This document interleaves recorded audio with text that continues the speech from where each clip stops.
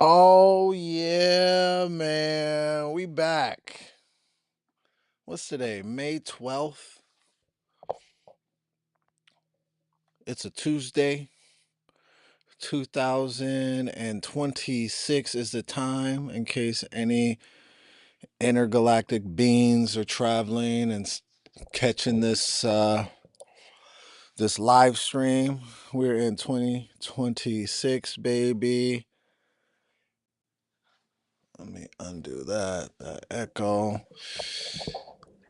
And yeah, man, today was my first day of a new studio that I'm working at, yoga studio called HIP. Well, it's actually a Pilates studio that started in Studio City, and this lovely, amazing young lady named Sonia, who is the owner, expanded and just opened the second studio that's Pilates and yoga. So it has a Pilates room, which is amazing. I don't do Pilates. I am certified to teach Pilates, but I don't do Pilates. So I've tapped out of teaching Pilates because I've been asked to teach, but I tapped out of that because I don't do it. And I feel like if I don't do it, I shouldn't teach it. So, but this studio has a Pilates room and yoga room. It has bathrooms, showers. It's a beautiful studio. This might be my I don't think I've seen another studio that looks like my old job that I'm not going to say because I don't want to give them any love, so I'm not going to say my old job, but my old yoga studio that I was teaching at for years has all the amenities. That's the best part about it, especially now since all their teachers are trash. The best part about it is it has all the amenities: bathroom, showers, towels, mats, everything. And I haven't found a studio in LA to actually even come close to that. Um, but this studio comes really close to that. Just a really beautiful studio, got bathroom, showers, you know, mats, towels, uh, two rooms, one Pilates. So they have a reformer. Their Pilates studio has a reformer and it has a treadmill. So they call it tread in bed. So the workout is reformer and cardio. And I tell you what, if I was a Pilates person, that sounds like a killer workout. Not a Pilates person, but maybe now that I'm teaching here, maybe I'll start, test driving Pilates. I just know it's really hard. I don't like, for me, I don't like just being on a reformer, like it feels like you're like on a machine. You are on a machine. I don't know. I've just never been a fan of it. So that's why I've never attempted to jump into Pilates, but I did get where's my beard? It's cut off, man. You gotta let the face breathe every now and then. But I am, it's funny because I am certified to teach Pilates. I did a photo shoot. I got hired to do a photo shoot for a Pilates studio, and after the photo shoot, and after they paid me for the photo shoot, the owner of the studio was like, "Hey, do you want to teach Pilates? I need male teachers. I'll pay to get you certified." So I went through the certification and everything, and and then afterwards I was like, "Yeah, I don't really want to teach." So I never taught. But I do have a certification. What's up, Mario?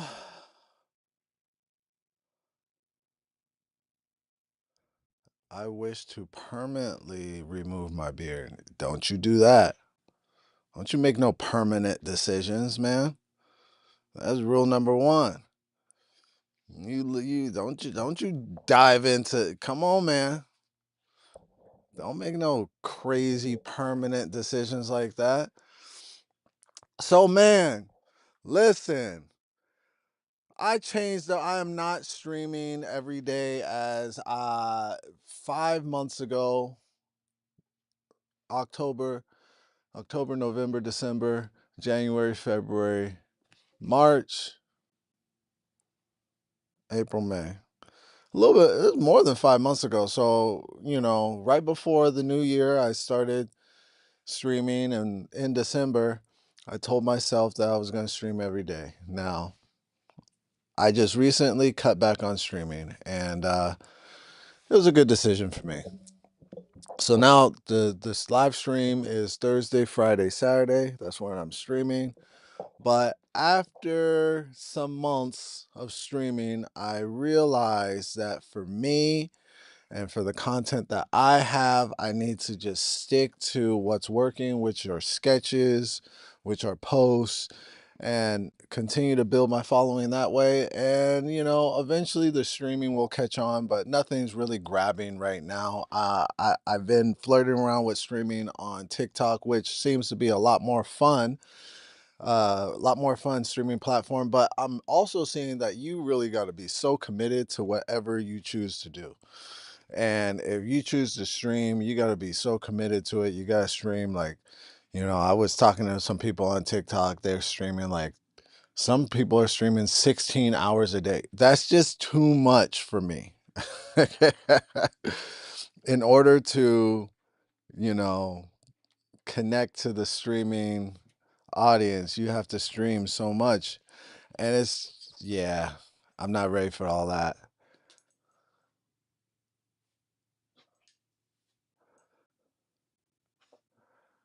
Uh, f- Bro, some of y'all with your little thoughts in your brain, what are you even saying?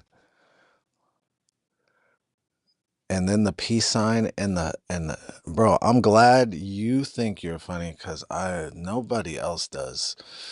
What are you even saying, bro? Like, what are you even saying? Like, make it make sense, please. So I could like enjoy it too. If it's just like, see, here's the interesting thing about comedians. And this is the hard thing about being around a lot of comedians all the time, especially new comedians, because new comedians are like this guy, Distant Moose. Oh man, I could tell Distant Moose has a bunch of thoughts in his brain that he thinks are so good. And when you're a comic, I've been doing comedy for 13 years. I I'm so used to new comedians coming in always, just like the fitness industry. When you're a personal trainer or a trainer, you can expect the first 3 months of the year, you're going to have so many people saying that they're ready to get to their fitness goals. And 3 months, 3 months, they do 3 months and then they quit. It's the same thing with comedy. For the first 3 months, we have a lot of distant mooses that come into the space with all their retarded thoughts. And they've been thinking these thoughts for years. They just been they've been just working their act in their mind. Like Distant Moose. Just working their act in their mind and cracking themselves up. But they're not funny because it's only like it's inside baseball, and the inside baseball is only in their head. There's no audience other than the imaginary audience in their head. So, Distant Moose, work on your material, say it out loud, get on stage. You're not funny. It doesn't even make sense. It's not even close to even like scratching the surface of something that's funny. These laughing emojis, they're doing you no justice. Just because you put a laughing emoji behind a comment, man, it's almost like kind of embarrassing when it doesn't even make sense. Golly, man. I don't know.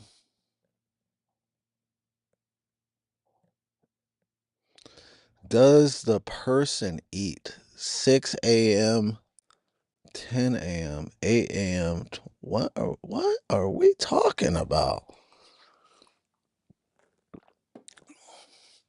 What are we talking about? Okay, I do have a theme for this morning, and it is growing pains, man. Growing pains, man. You know, my son, he's 16, he's about to be 17. Um, People ask me, man, what's the best thing to eat to grow? The best thing to eat is not even food. If you want to grow, the best thing to do is to sleep, especially when you are in that growing period from 16 to 18, sometimes 15 kids sometimes start their growth spurt to 18. Those are the years, and the best thing to make sure you are doing is sleeping. That's when the growth happens. But yeah, so when I remember being a kid, and my growing pains were so bad. Like, I had extremely painful growing pains in my legs, and my son, there has been moments where he has had bad growing pains, but not as bad as I did. But these growing pains, folks, never stop hurting. The pain gets different. And now I'm not talking about growing pains in your body. I'm talking about growing pains in your strategy, in your vision, in your goals, the growing pains, the adjustments that you have to make, the people that you have to adjust to. And it's been showing up, but I've been passing the test, let me tell you. Um and I talked to a friend about this, because if anybody is trying to start a business, and I've been trying to start this studio for a while. It's been a long time coming. It was so, it's so good I got hired from my friend Sonia, who used to take my yoga class when I taught at a studio that I'm not going to say the name of. She used to take my yoga class, and she hit me up 2 weeks ago to ask if I wanted to teach at her new studio. Going to her new studio, I remember seeing, 3 or 4 years ago, her first studio.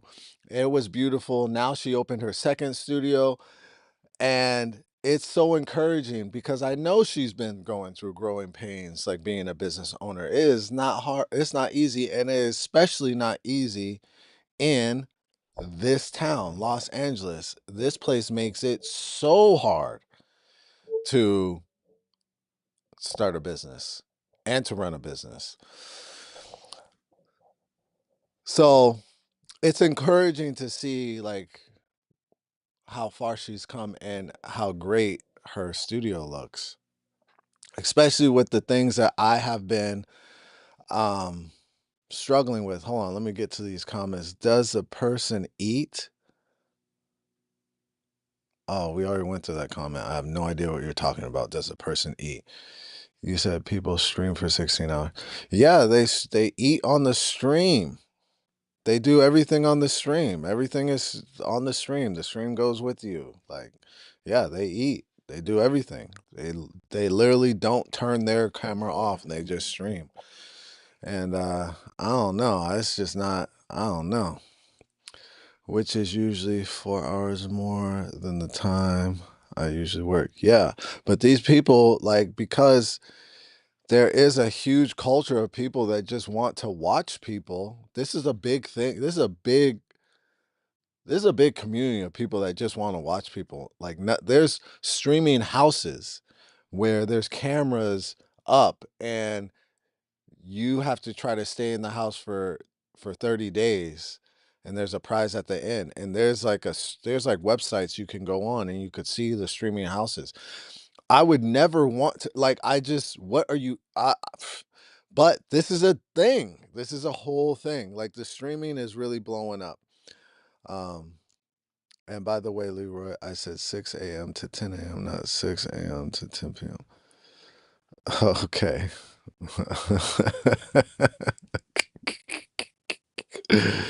All right. I stand corrected. Okay. It's got what you said. Okay, so back to what I was talking about, growing pains. Yeah, it was encouraging this morning. Today was technically my first class, so I had a class at 7 a.m. Nobody showed up because this is the second day it's open. So, but I haven't been to the studio, so it was good to go. You know, check out the music, check out the vibe, check out the space. Beautiful space. Learn the operations, learn where to park, learn how to learn the gate code and all that stuff. So it was good that I actually did not have students, and I just got to get a tour of the studio. My next class is Thursday. I got a 7 a.m. and a 8:30. That is the next class. And yeah, so I have been having, I don't want to say a hard time. I've been having a challenging time managing some of the relationships that have been coming into the studio. I've been giving a lot of things away. Um, and baby, my friends, listen when I tell you, it is a interesting balance that you have to find when you are starting a business, because you do need to open your doors and bring people in. But when you give things away, and it doesn't really matter in what capacity you give them to, people take you for granted. And that has been what I have been seeing, and I just have to put a stop to being so open. I noticed that people are really starting to treat this like a nonprofit. Yeah. You know, a couple of people, like, the gratitude just isn't there. Like, people are really just not seeing how hard I'm working at this. So I gotta tighten things up. And I want to talk about boundaries, because as a business owner, if you don't create boundaries, yeah, it ain't gonna work. It ain't gonna work. It ain't gonna work. Boundaries. But the what makes creating boundaries easier is really knowing your strategy. So if you create if you create boundaries based on your strategy, based on your the operations of the studio or of the business, creating boundaries get a little easier. Now, sometimes some people have a healthy relationship with creating boundaries. I'm starting to get better. It's hard for some people to create boundaries because, you know, going from a civilian to a business owner, it's an interesting transition. And you see the thought process that most people have. you know it's a different mind. It's an entire different mind that you have to operate in when you become a business owner. And a lot of that thinking process won't be considered nice to most people. you know a lot of the boundaries that you have to kind of set into place to protect yourself, your assets, the things that you built, the employees, a lot of that might not be considered nice to a lot of people that are coming in off the street and or whatever, or trying to get involved. And you just have to learn how to just be okay with not being the nice guy all the time. So those are the growing pains that I've been having.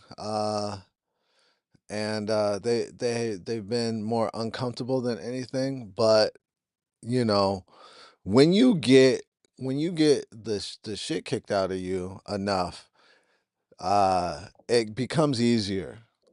It becomes easier to create boundaries when you get the shit kicked out of you. And that's where I'm at. I just recently got the shit kicked out of me by somebody that I considered a friend.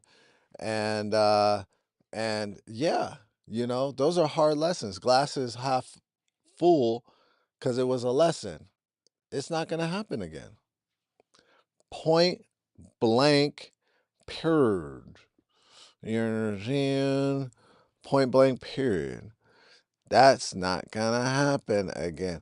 I watched the roast of Kevin Hart last night.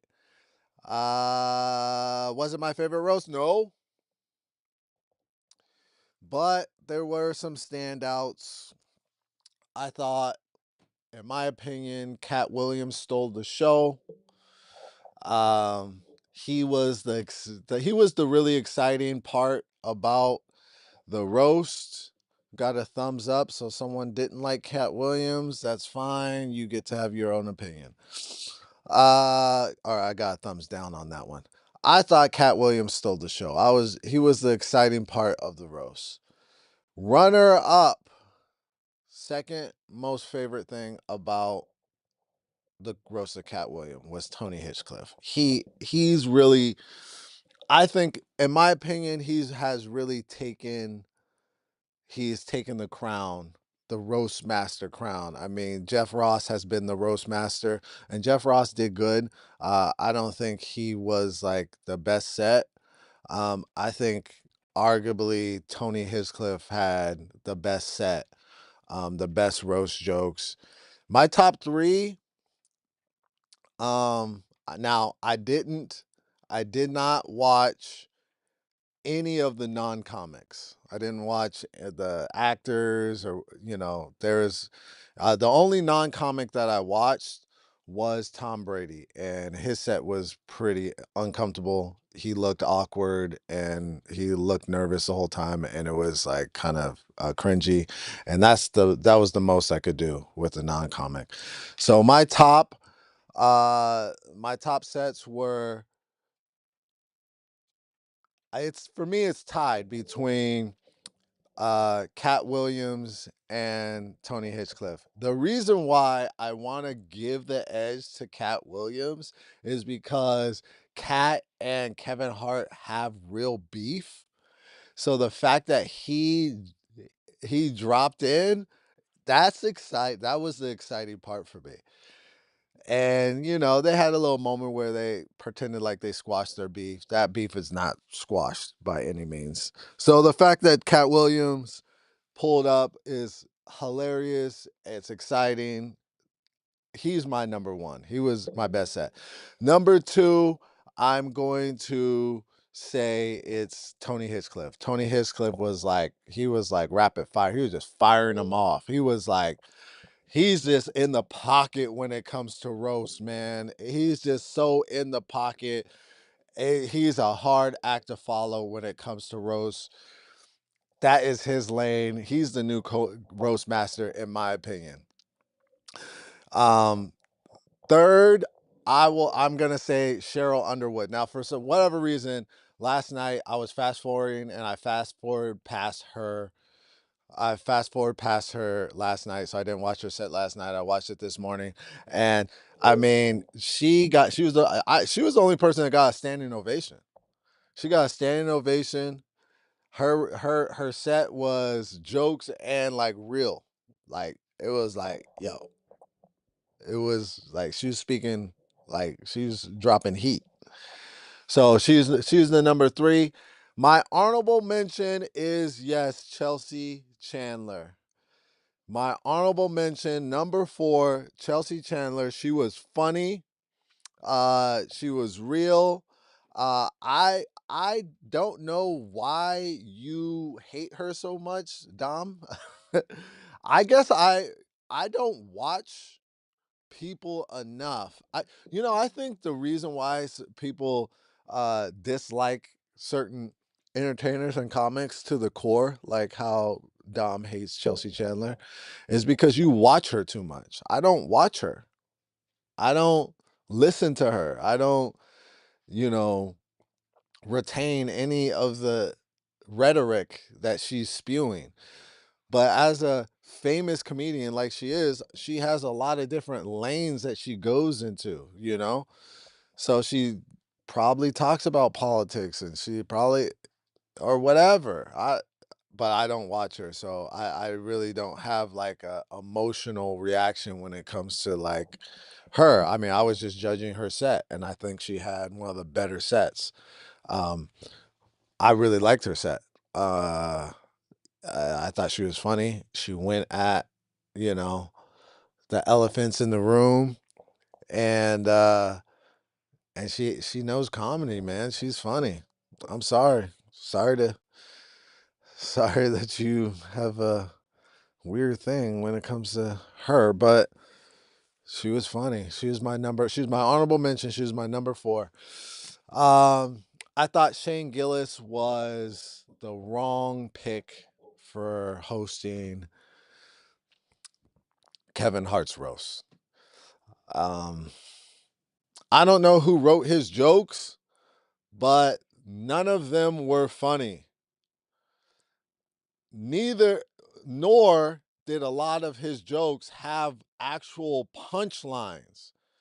He had a lot of jokes that were just statements or premises. I that's probably the worst I've ever seen Shane Gillis because I think he's hilarious. Um, and it really did. It felt like Shane Gillis, instead of relying on jokes to be funny, he relied on his quirkiness to be funny. And I saw it for the first time how his quirkiness isn't funny enough without the jokes.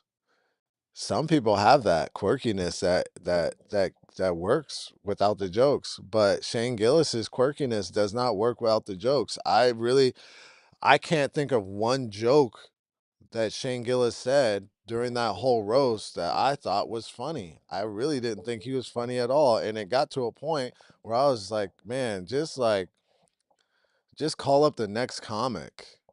Like let's just keep Shane in his seat. Man, everybody stayed on the same, like everybody was just like there was not a lot of creative roasting. Maybe they just didn't have a lot of time, or someone else writing these jokes. It was all about it was all about it was all about Kevin Hart's shitty movies. Everybody kind of was recycling the same jokes. It was all about Kevin Hart's shitty movies. So when someone said something different, it was interesting. And that's why I feel like Cat Williams was uh the highlight, because it was real. It was real, like those were real reasons. Like he called Kevin Hart a coon twice. Bro, I've talked about this. People think the N word is the worst thing you could call a black person. No, no, it's coon. Especially coming from another black person. Coon it's up there. I'm gonna say it, they pretty much tied. They pretty much tied. He called Kevin Hart a coon twice. And he called him some other things. I was like, God damn, we're gonna see a little person fight. If he called him one more coon, I mean, you can only take so many coons, especially in front of the world. The Jumanji line. Uh, I'm trying to remember the Jumanji line. I know that was probably in Shane Gillis's set. No, there was a couple of he did have a couple of good jokes. But I can't remember because I was just so lukewarm about his whole set that went because most of his jokes were just like statements. They weren't even jokes. I don't know who wrote his set. I mean, maybe he didn't have a lot of time. I don't know. I mean, I don't know if I could do a roast. I mean, it seems like a lot of pressure, you know, because yeah, I don't even know. He said Kevin's dad missed his life due to cocaine, but missing your life to film. Yeah, he did say that. Yeah, he was talking about he was talking about how he's not in his kids' lives. Yeah, he did have a couple of jokes that I liked about that, about how Kevin Hart is an absentee father, even though he's not.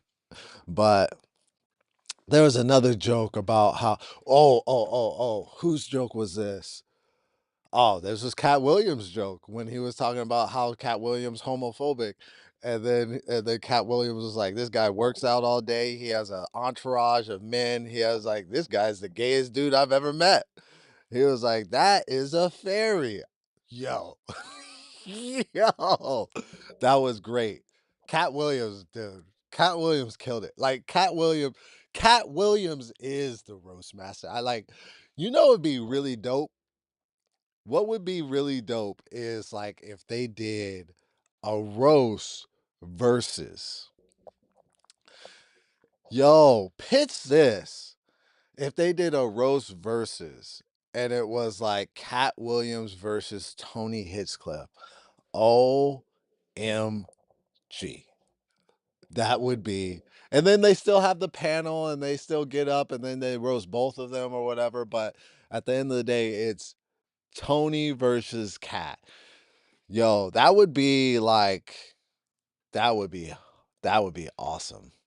Cause those are my favorite roast people. Like Cat will like bro, like if you ever tried to like make fun of Cat and sit down and make fun of Cat, like while looking at him in the eye, he's gonna destroy you.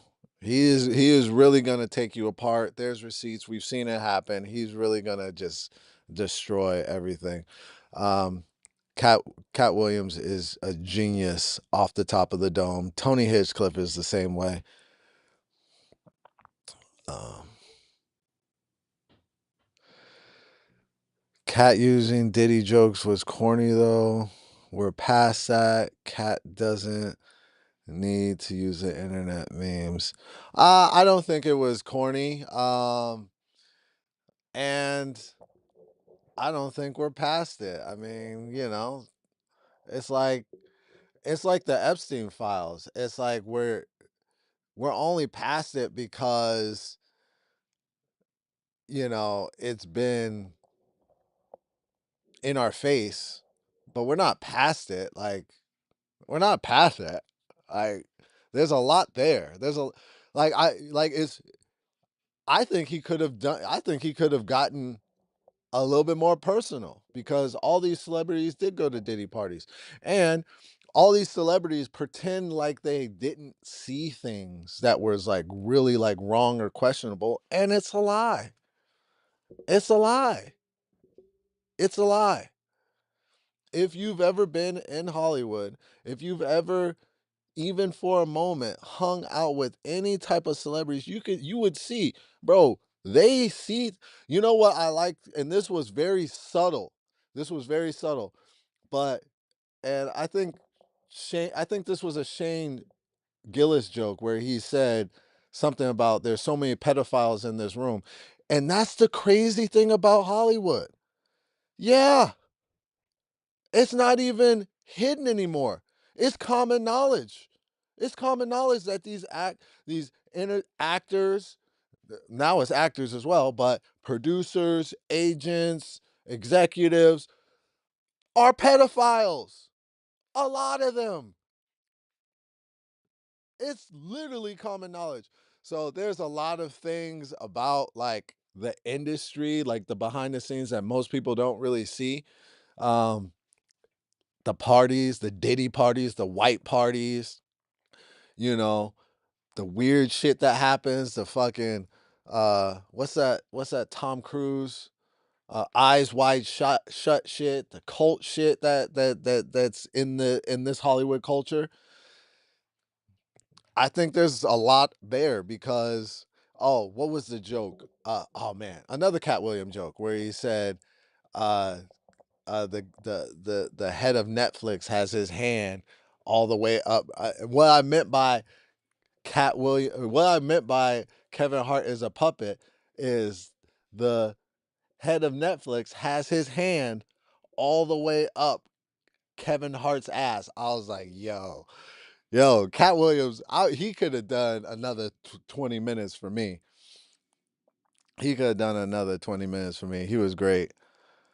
It just ain't funny to you, nigga. Like, that's what I'm saying, bro. You have a very niche sense of humor, and it ain't funny to you. Like, just like you, like, decide to hate people and make them, like, so just like the worst human beings on the planet, and everybody that disagrees with you is wrong.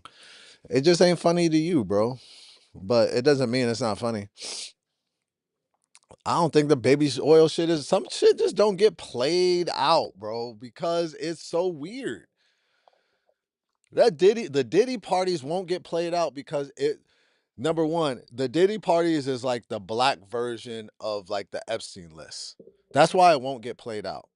Because and I'm not saying it's as bad as child pornography or whatever, like sex trafficking, but it is bad, you know. And there was a lot of sex trafficking and how about so nobody really talked about how Kevin Hart has been caught cheating, right? I think there was maybe one joke. So that could have been a good Diddy party joke because Kevin Hart has been caught cheating already. We know he likes fucking. He's been to a Diddy party. We've seen him like on we see how Kevin Hart acts when he's around celebrities. He just gets lost in the sauce. We see that. We saw that when he was hosting the Diddy party. So what makes you believe that he's just like not getting all oiled up? It's hard for me not to believe that he's not getting all oiled up, man. There's just a lot of jokes there. But I think people I think the reason I think people played it safe. I think Cat Williams was the one comic that didn't play it safe. Tony Hinchcliffe didn't play it safe because that's his whole brand. Um, but I think a lot of people played it safe.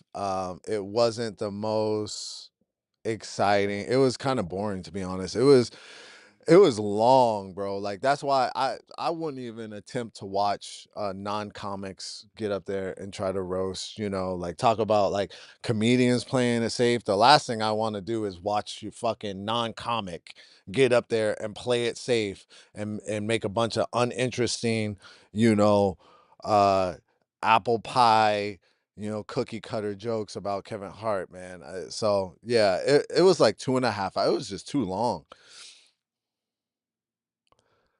Uh, let's get to these comments. Uh, let's see. It just ain't funny, but I think it's funny. Anyways, bunch of Roman Polanskis running around. Yeah, bro. Hollywood, and that's the crazy thing is it's like common knowledge now. It's common knowledge. Nobody like this place is so weird, bro. This place is so weird. But we here. What are you gonna do?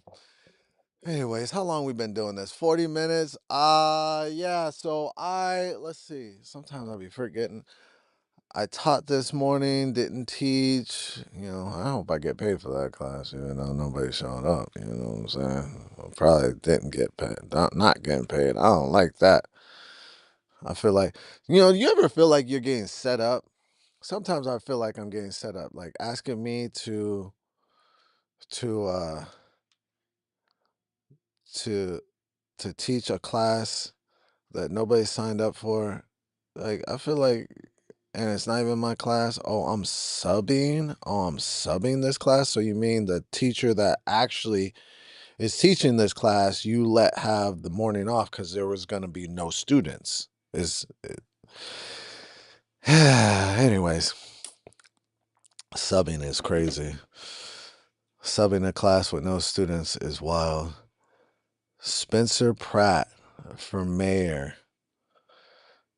Oh man, I don't even really care, man. LA's so fucking washed up, bro. Like the politics in LA are just so washed.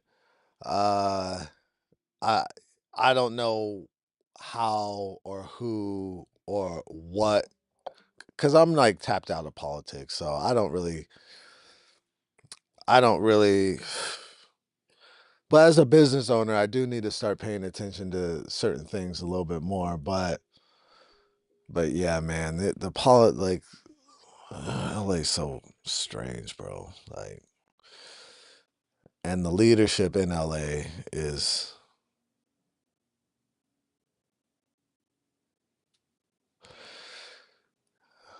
yeah.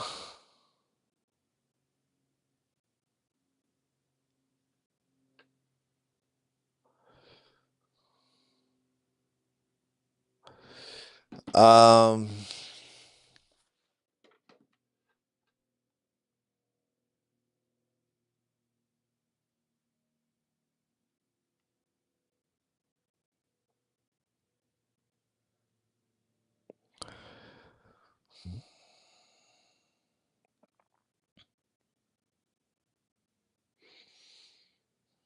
mm,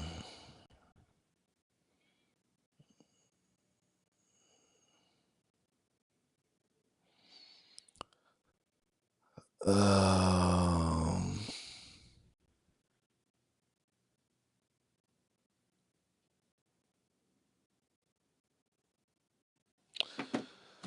anyways,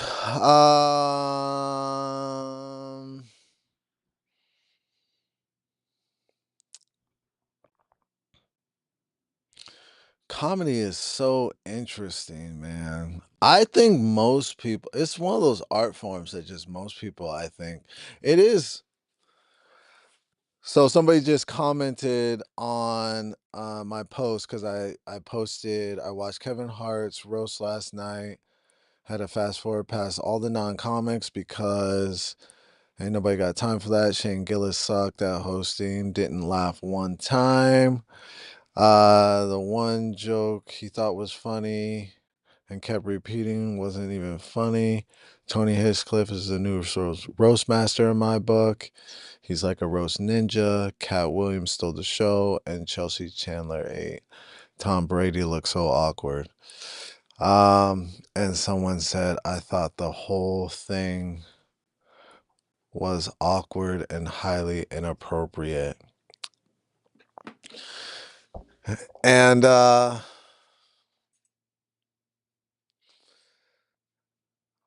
my thoughts on that, highly inappropriate. I'm interested to know what's my thoughts on inappropriate. Inappropriate is such an interesting way to describe comedy. It's like that was inappropriate. Um, Awkward, I understand. It I felt awkward watching it because it's a awkward scenario. Like roasting one person is awkward, right? And it's just like in front of thousands of people, and where you're literally talking about all the things that we all kind of like know and talk about. Yeah, that's awkward. So I understand awkward, but inappropriate.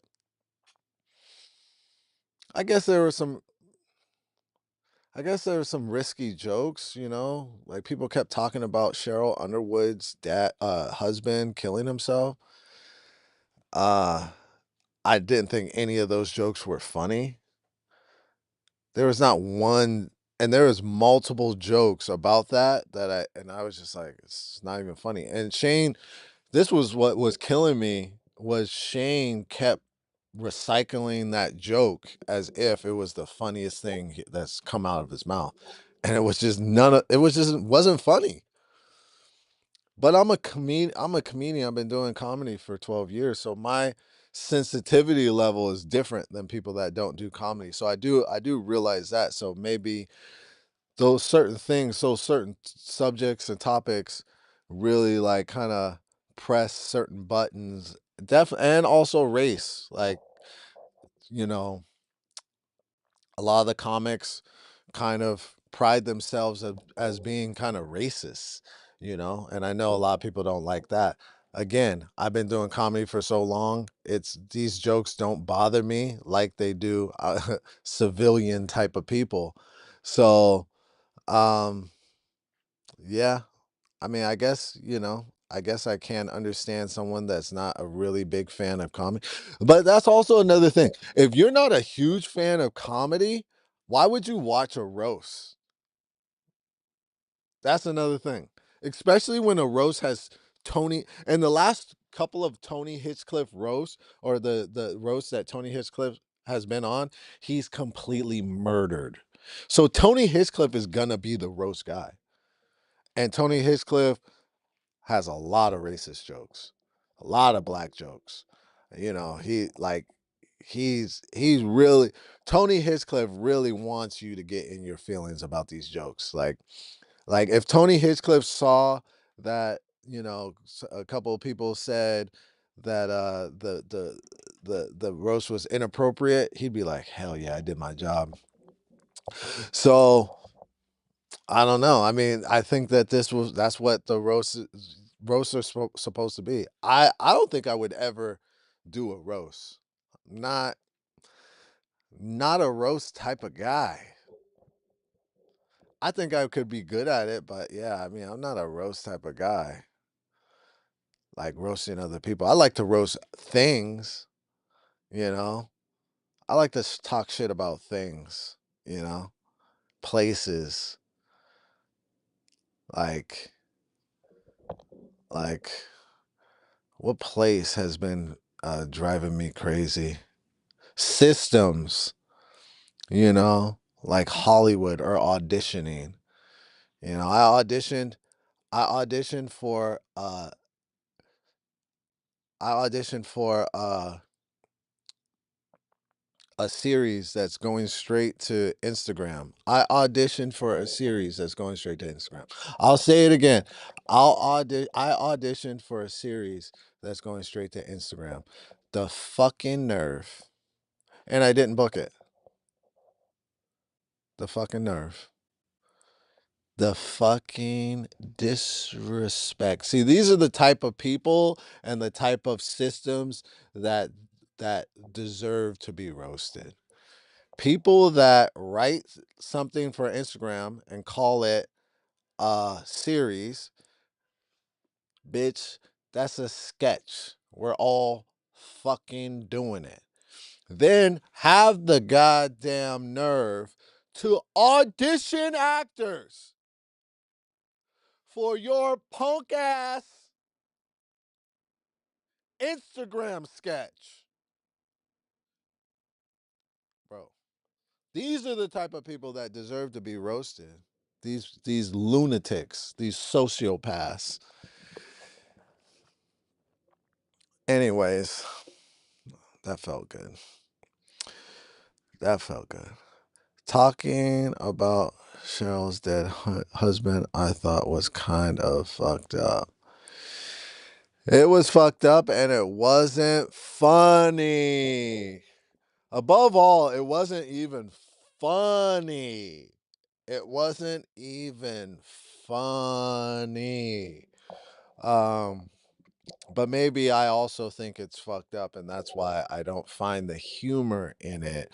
But I definitely don't. I definitely don't see it being a joke that should be repeated over and over and over again. Bro, there's so much that you could say about Cheryl Underwood that could be funny. She has this big afro, she has this huge smile, her gums are like, she has little teeth and big gums. And all they could talk about is her dead husband that killed himself or jumped. I don't know. I don't know if he killed himself, fell off, or whatever, but they said he killed himself. That's all they could talk about. It just didn't seem, you know what? I was upset, not upset, but disappointed about the roast the most. It didn't seem very like all these good comics, and it didn't seem creative at all. Kevin Hart, his rebuttal was weak. Weak. Just kind of how his stand-up has been over the last few years. Um, he had good moments though. He had good moments, but I thought for the most part, we haven't gotten that old Kevin Hart back yet. You know, that old, Kevin Hart used to be a hitter, especially when it came to roast. Oh man, who Kevin Hart 6, 8 years ago, bro, you put him anywhere. You put him on any platform. Bro is firing that ass up. Anybody could get it. We haven't seen that Kevin Hart in a while, but now he's like a mogul. He's like a brand. He's like, he's just probably not even really thinking about jokes that much. That's why I really think this Kevin Hart roast was premature.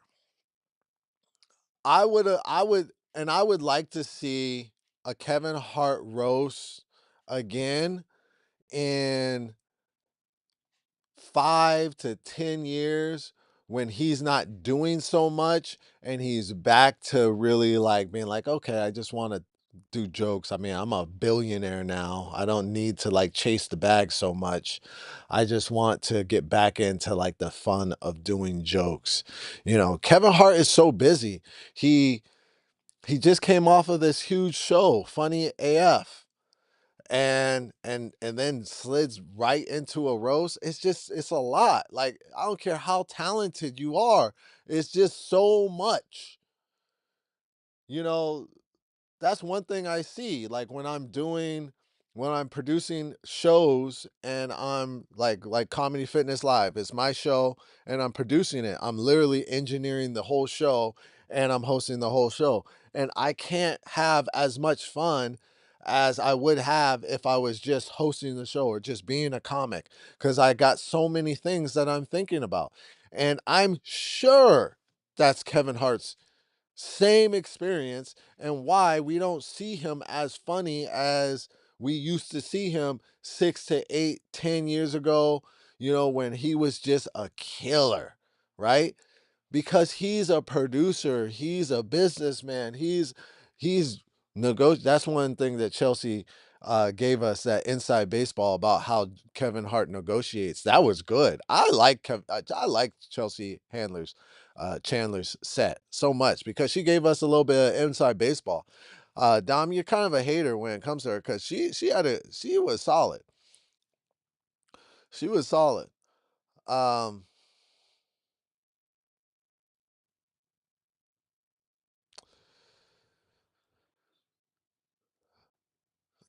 so yeah, I would like to see another roast with Kevin Hart when he slows down. Let's see. I feel like sometimes being the dead horse is the joke. I'm gonna say something so many times, you're eventually gonna laugh. Yeah, it did not work at all for me. That's what I'm saying. He beat that dead horse a bunch of times, and it didn't land not once for me. For me, maybe it landed for a lot of different. I know Shane Gillis's audience, just similar to Tony Hinchcliffe's audience. They especially love when you talk shit about black people.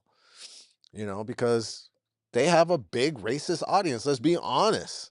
Like, a lot of the people that love Shane Gillis and a lot of the people that love Tony Hinchcliffe are bigots. That's just a fact. That's not me. Like, that's just a fact. That's real shit. And I'll tell you what, bigots love comedy, especially if it's about black people. Those are just facts.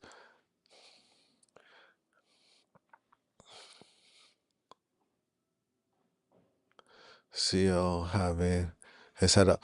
That was one of my favorite jokes because the way he delivered it, like he was gonna explain, like we, because that's literally what, bro. Cat Williams the goat, nigga. Cat Williams. He was the exciting part for me. He was the exciting part for me. Cat Williams never disappoints. Even when he does wild shit, it doesn't disappoint. Cat Williams literally fought a 17-year-old and got beat up. And it was the most hilarious thing you've ever witnessed by a celebrity on the internet. Listen, Cat Williams never disappoints. This is not an argument. He's the GOAT. He really is. He's a legend. I love the way he came out like a fucking vampire, with his trench coat. I'm like, yo, king shit right there. Cat Williams is awesome. I love him. Anyways, so Cat Williams was a highlight for me. I'd even, that whole, here's the shitty part. Let me go ahead and talk shit about Cat Williams a little bit. Cat Williams, this little fucking mosquito that won't leave me alone, man.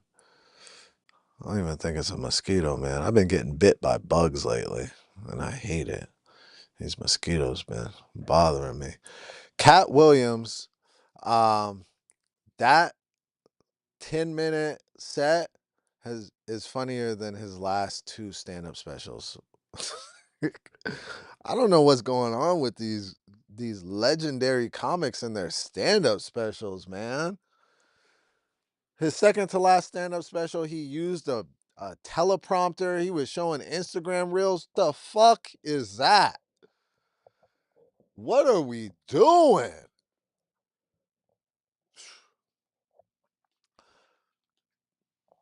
That's the interesting thing about the whole Kevin Hart and Cat Williams beef. They're both of them have been dropping the ball when it comes to a stand-up special. The last couple, both of them, both of them stand-up specials. Kevin Hart and Cat Williams last couple of stand-up specials will make you mad. I can't even sit through the whole thing. Like, I've tried. I can't do it. And I love these guys. I love these comics. I can't fucking do it. Because it's not real. Their stand-up specials aren't honest anymore. I feel like Cat is gonna come back faster than Kevin Hart. Cat does listen to the streets. You know what I'm saying? Cat listens to the streets. So people continue to complain about his stand-up specials. He's gonna drop some real shit.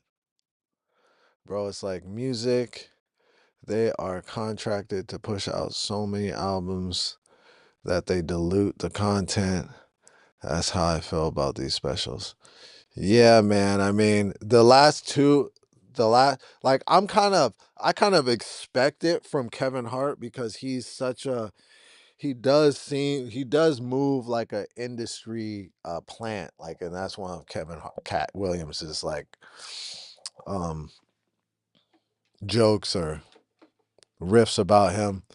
He does move like that, so I'm kind of used to like Kevin Hart putting out specials that are gonna just be like real soft.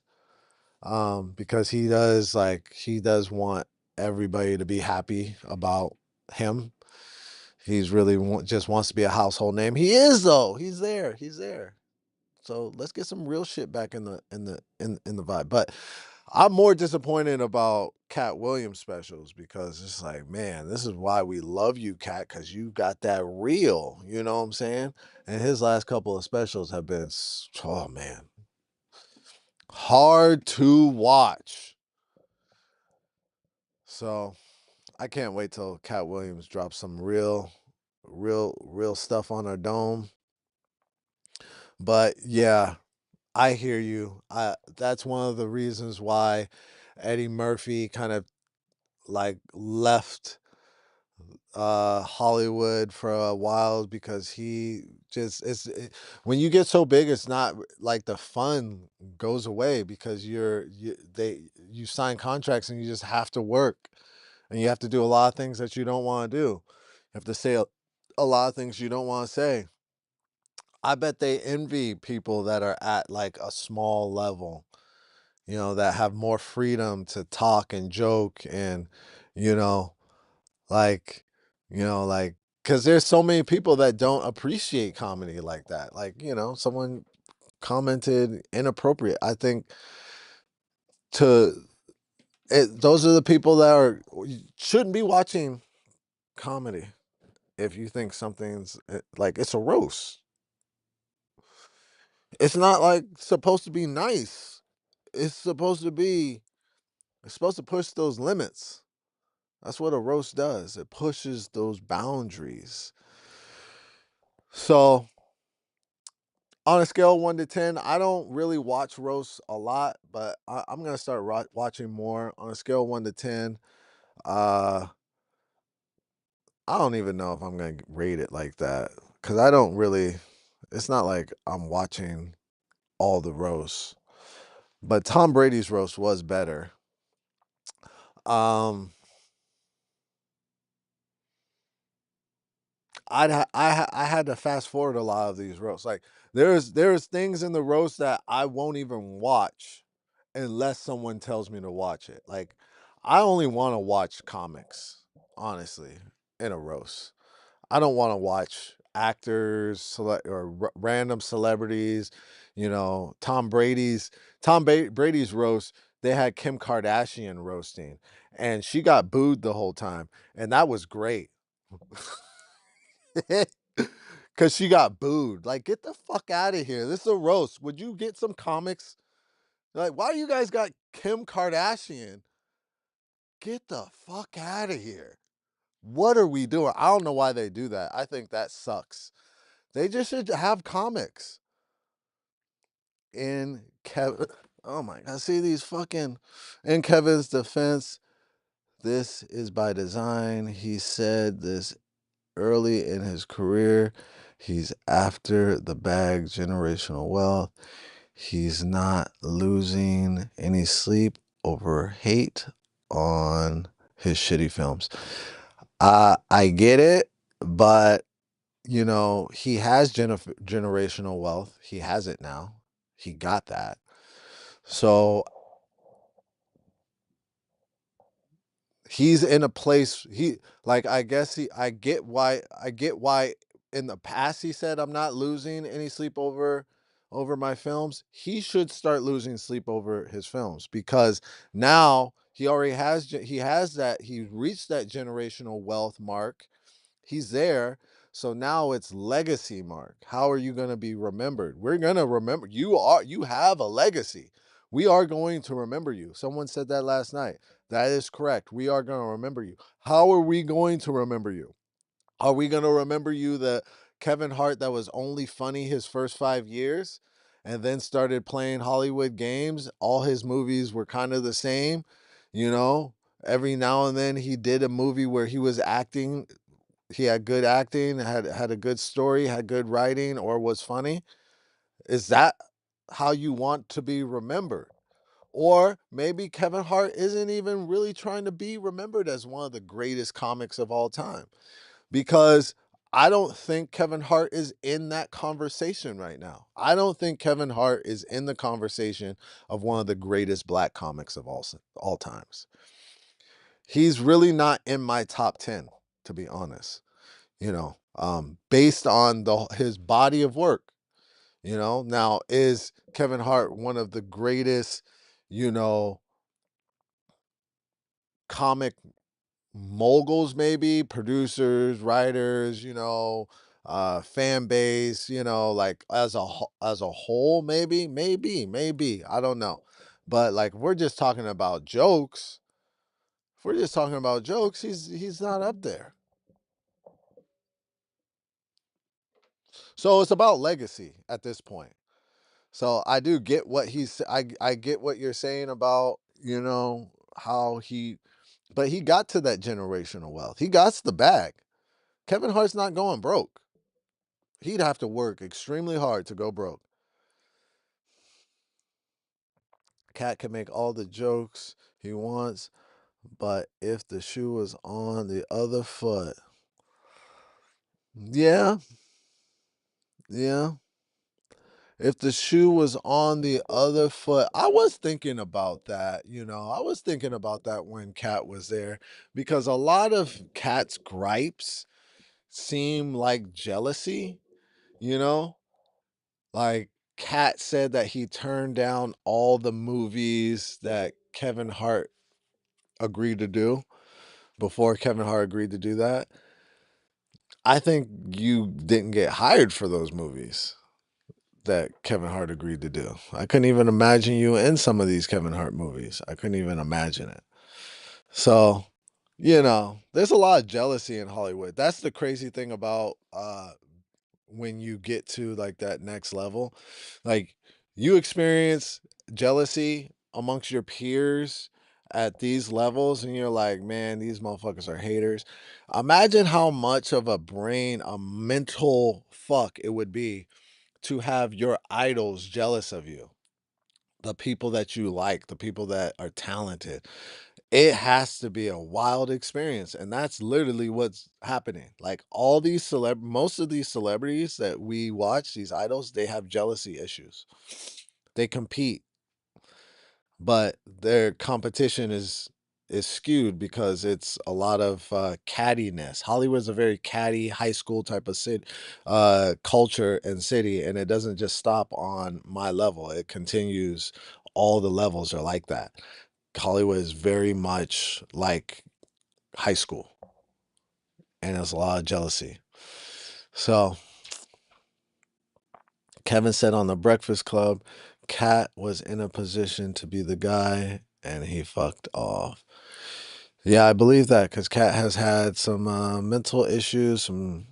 Um, yeah, I believe that. But I also think Cat um, self sabotaged himself because he didn't, in his heart, he didn't want to be seen as an industry plant. So I believe also Cat is brilliant. Cat Williams is brilliant. Um, Kevin Hart is a genius. Cat Williams is brilliant. His mind is in a different place. Like he thinks on a different like vibration. And I would argue that Cat Williams purposely self-sabotaged himself a lot of times because he didn't know how to turn things down. I would argue that. There's some truth to that, to what Cat says, but he comes from a place of bitterness and envy. Not all the time, but yeah, I definitely can see that. Uh, I could definitely see some bitterness, some envy, and some jealousy, but they all have it. They all have it. That's one thing I will say about Kevin Hart. He doesn't seem like a jealous person at all. He doesn't seem like he has that. And he's always trying to celebrate people. I mean, I thought him trying to squash the beef in front of everybody I thought that was corny. It was kind of like the Strickland fight. It was like, "Oh, you guys were beefing to sell this fight and now you guys want to hug during the fight. Get the hell out of here." So Kevin and Kat kind of did the Sean Strickland uh I can't even say that other guy's name, Chimney or Chiv, whatever. Hugging during the fight. We don't want to see you guys hug. We want to see you guys fight. We want to see you guys destroy each other. That's what Rose says. But but that's Cat Williams' energy because I think I feel Cat is at the end of the or Kevin Hart he has a really uh great spirit and he's a very loving person. I think maybe that's one of the things that we're witnessing right now that Cat loves people more than he loves jokes. I think Cat loves people more than he loves jokes. You know, it's not joke or die for Cat. I think he's had this conversation with himself. Like it's not like the joke is the most important thing in the room. I think for I keep saying Cat, but I'm talking about Kevin Hart. For Kevin Hart, the people are the most important people in the room, and the jokes are secondary. And I love that about Kevin Hart. And another thing, I just feel I'm the same way. You know, I don't need to be funny all the time. Like I don't if I'm not gonna make fun of somebody's dead husband, no matter how good the joke is, because I don't think it's funny. I think it's too. I think it's just. I don't know. I don't want to hurt people like that. So, like for me, the joke isn't the most important thing in the room, but for some comics, that's the most important people. That's it's and a lot of people appreciate comics that are like that. A lot of people appreciate comics that it's like the joke is the most important thing in the room. Tony Hinchcliffe, the joke is the most important thing in the room. I would say Shane Gillis, but the jokes weren't the most important thing in the room on that roast because he wasn't funny at all. Like he had a couple moments, but you know, his joke, his set, oh man, and he was the host. I was like, when's this gonna stop? 10, 20 years from now, buildings will be named after Cat Williams or Kevin Hart. Man, would you jump off of his ball sack, bro? I mean, I'm not saying you're wrong, but man, you are fucking glazing, bro. You're not wrong, but the glaze is so strong with you, man. Get off of his nutsack. He don't need you swinging on his nuts like this on some random stream, Dom. Kevin Hart knows who he is. Clearly. I'm playing devil's advocate on this one. But my man. Okay. Read your previous. Here we go. This is the previous. I don't think Cat is a better comic than Kevin. Really. Cat's comedy has the ability to trigger emotion. He brings out the pettiness amongst us. Kevin plays chess. Cat plays checkers. I disagree. I think Cat Williams is a better comic. We haven't seen I think, but I think they're two different type of people. I was just talking about the joke matters. Like Cat Williams is a type of person that the joke is the most important thing in the room. Kevin Hart is the people are the most important thing in the room. So it's two different types of comics.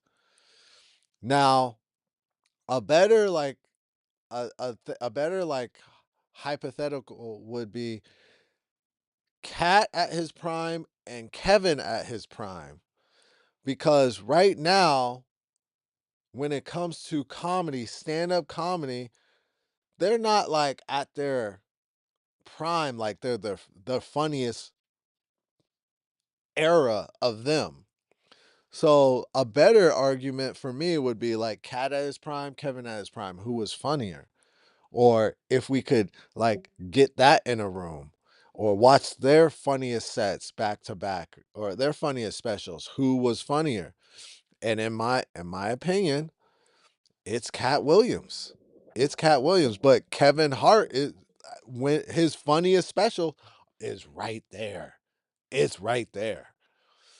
You know. So that's my opinion on that. That's my opinion on that. I think Cat Williams is just like one of the he's one of the goats, man. He's so great. His perspective, how he breaks things down. Uh it you know, I always liked Kevin Hart from for his family comedy. Um, when he talks about his family, his kids, I mean, that special about his ex-wife, especially since I knew her. I was in acting class with his ex-wife. Oh man, that was that was great. So, they're two different types of comics. Um, but I think for Cat Williams, the joke is the most important thing in the room. For Kevin Hart, it's not that. So that's those are my opinions. Those are my opinions. They could be absolute dog shit, man. What the fuck do I know, you know? This is just my opinions. Um yeah, man. I got to get me a good hour of writing this morning. That's what I am going to do. We've been on this live stream a good hour, 15 minutes. Currently says nobody is watching. I am fantastic with that because we are going to get out of here. Dom, I appreciate you dropping on the stream. And this was a nice little discussion about roast jokes, something that I have no interest in ever doing, roasting. But it's fun. It's fun to watch. Tell me a Cat Williams joke that didn't involve roasting someone or spilling the tea. It's funny, yes, but the nigga is a Karen. I'm trying to think of a Cat Williams joke that didn't. There's a lot out there. I just haven't. I gotta, you know. Cat Williams has a lot of jokes about random shit. He has a lot of jokes about random shit. I don't think he's a Karen, but he does have some Karen energy at times. He be dry snitching is what like kind of what it is. He be dry snitching. He wants it's almost like the people he doesn't like, he wants everybody to know why you shouldn't like them as well. He doesn't there's so many people like that. The interesting thing about a lot of your favorite like entertainers, if you knew them personally, you'd probably despise them because they have so many character defects like jealousy, like resentment, like bitterness, you know. Sometimes I think the healthier I get, like the more I go to therapy, the the the worse I get at comedy. Cause I'm different. I treat people different, even when people treat me like shit. Like I've been experiencing a lot of people like kind of treating me like shit lately. Not a lot, but a couple people. It's been kind of unexpected, and I don't lose it. I don't treat them like shit back because it's just not my style anymore. But that used to be my style. That used to be my style. Like when people, I used to be a big match your energy.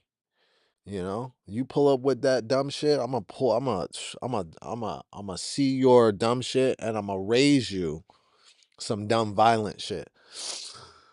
That's used to how I operated, and I've found a better way. I've healed though. I've uh I've uh I've tapped into some healing and brought some and what do you want to call it? I've addressed some traumatic things in my past and healed from them. So when you know better, you do better. Um, I don't know why I started talking about that. I just lost my train of thought. But it feels good to not have to be like that. Because I do remember when I was like that, it's like when you meet toxic with toxic, when you try to match people's energy, it's like it's like road rage. The problem with road rage is when you're behind the wheel of your car and someone does something to you, you get so butthurt about it. Now you're out for blood. And I don't drive like that anymore, and I don't operate like that anymore. And there were times where I did. I did drive like that and I did operate like that. And that's crazy. So so it's good to feel like I'm a healthier person, you know. And in all honesty, when people are rude or disrespectful, they're literally telling you about them. Like, this is information for you. This is a good thing. For instance, there's this guy that works at my gym, and everybody that works at the front desk, super nice people. But for whatever reason, this guy's just not a nice person. He doesn't he doesn't speak to you nice. He doesn't greet you nice. He's just not a nice person. It's just good information. That's good information, man. That's just good information. You know, people that love to show you that they're not nice people, information like you now you get to know that get to stay away from the. It's like red flags. Don't ignore red flags. You stop ignoring red flags. You stop not like, if you don't listen to your intuition when when that thing in you says like this is a red flag, or be careful of this, and you choose to not listen to that, you're bad. You're going to regret it. God gave you that intuition for a reason. What you should be doing is heightening your senses, your spidey senses. My spidey senses are heightened. They're extremely heightened. But sometimes it's hard to make decisions based on your spidey senses. It's kind of tough sometimes. So yeah, that's that. All right. Well, almost 90 minutes. 9 thumbs ups, 1 thumbs down. That's a good stream, baby. I rambled about a lot of shit today. Um, if I ever get famous, I'm gonna have to erase this one because I gave my honest opinion about some giants, in the comedy world. All right.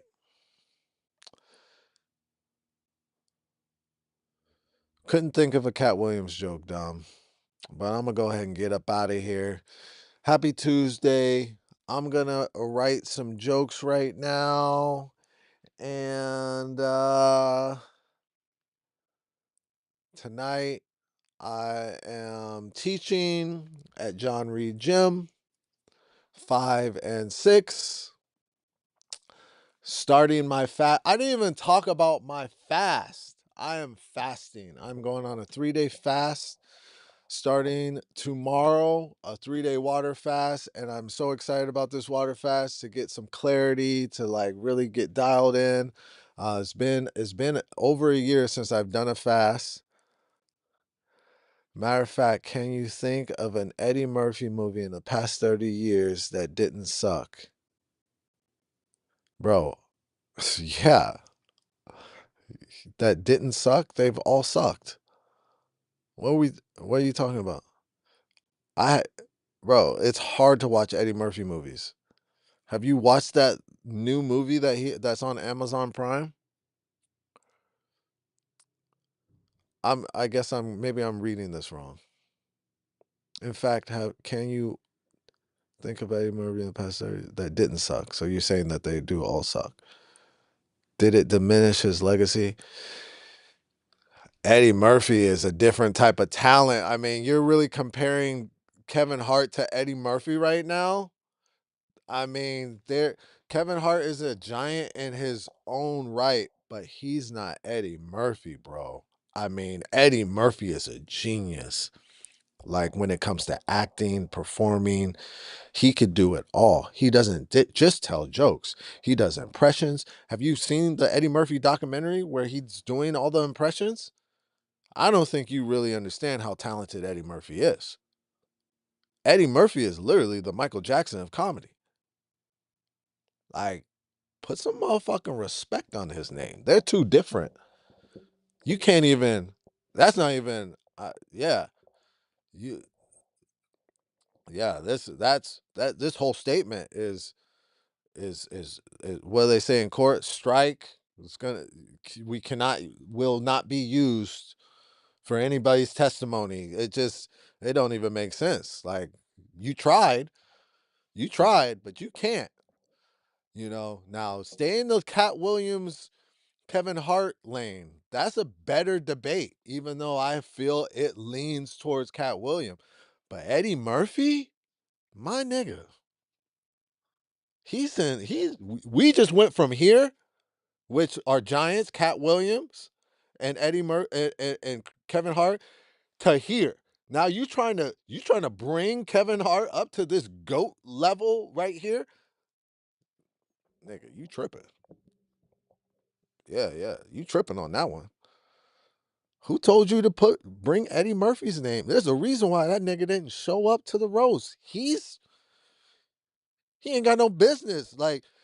No, if Eddie Murphy shows up, this shit's better be flawless. That means Shane Gillis better be on his A game. Come on, man. You tripping with that one. That was a reference. Yeah, you just lost some major points with that one. Eddie Murphy? You bringing Eddie Murphy into this little. What are we even talking about? You talking about the GOAT? Richard Pryor, Eddie Murphy, the GOAT. The GOATs. The GOATs. You bringing them to this little roast? You bringing them in this little roast? Like, that's something that's going to sway. Come on, man. What the fuck you talking about? I think you need to go watch Eddie. I think you need to go back and watch Eddie Murphy. That nigga only had to do a couple stand-ups. Bro, they stopped booking SNL. They stopped booking black people on SNL because of Eddie Murphy, because he stole the entire show. Because Eddie Murphy stole the whole show. It stopped being Saturday Night Live and started being the Eddie Murphy show. That was the first Chappelle show. Because the only thing that we wanted to see when Eddie Murphy was on Saturday Night Live was Eddie Murphy. Get the rest of these fucking bums out of my face. Because Eddie Murphy makes everybody look like a bum. What are you even talking about? How dare you? How dare you bring Eddie Murphy into this conversation? The GOAT? Man, you talk about this is officially the Triggered Yogi podcast again. Talk about triggers.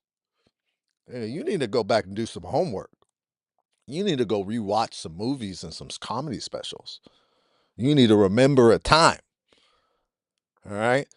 That's like you talking about Chris Brown after watching the Michael Jackson movie. Like that's a fucking discussion.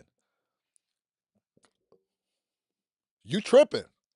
My nigga, you tripping. You tripping. Eddie Murphy's name needs to be left out of this whole debate, this whole discussion. You tripping, my bro. My bro. You tripping. Straight up. I said, nah. You nah. I sound like how you supposed to sound like when someone steps out of line and starts talking about GOAT activity. Now, Kevin Hart and Cat Williams are GOATs in their own right in certain realms. But when we're talking about comedy, my boy, Eddie Murphy's the GOAT. Eddie Murphy's the GOAT. There's no debate. Only debate we could even play with is Richard Pryor. But You wild. Exactly. Like Chris Brown. Exactly. My boy gets me. It's the same thing. Like you can't there's nobody that can even be compared. We're never going to see another Michael Jackson. He was an alien. He was out of this world. He was on another planet. Eddie Murphy is the same thing. Out of this world. Out of this world. Another planet. He's not even human. These people are not human. Now you're comparing these people to humans, you know? Chris Brown's human. That's why he's made so many mistakes. Michael Jackson didn't make a lot of mistakes his first 30 years of life because this nigga only stayed in his room. It was just music and dancing. That was it. That's all he did. He didn't do all the fuck shit like you humans like to do. You know? Chris Brown likes all kinds of fuck shit. You know? You guys are talking about you can't compare a human to an alien. Someone from another galaxy, another world. Michael Jackson, Eddie Murphy, they're not even from this planet. They're from another galaxy, another dimension. They're not even human. Those are goats, man.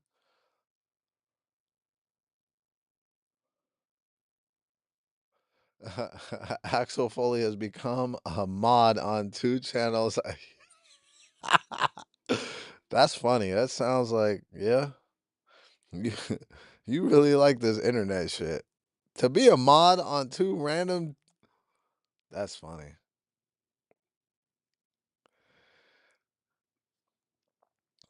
Nah, I've never glazed Jordan. If anything, I'm glazing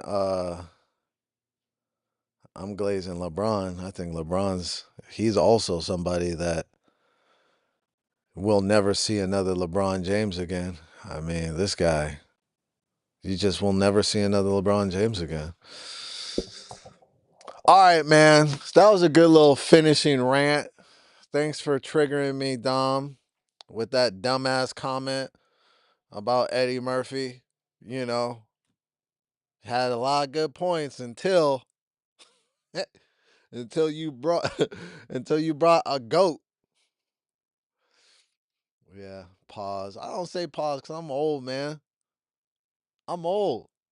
I'm not worried about you guys thinking I might be a suspect because I know I'm not, you know? But LeBron's the GOAT. All right. I got a joke about LeBron being the GOAT that is gonna go on my stand-up special. Let me plug that stand-up special, 16 dad jokes. Father's Day Eve. You're gonna be able to stream 16 dad jokes on YouTube. The stream is going to be $5 to watch. And yeah, stay locked in. Mark your calendars. You could also come and see it live. Jordan don't need a glaze. Yeah, Jordan don't. You right. You right.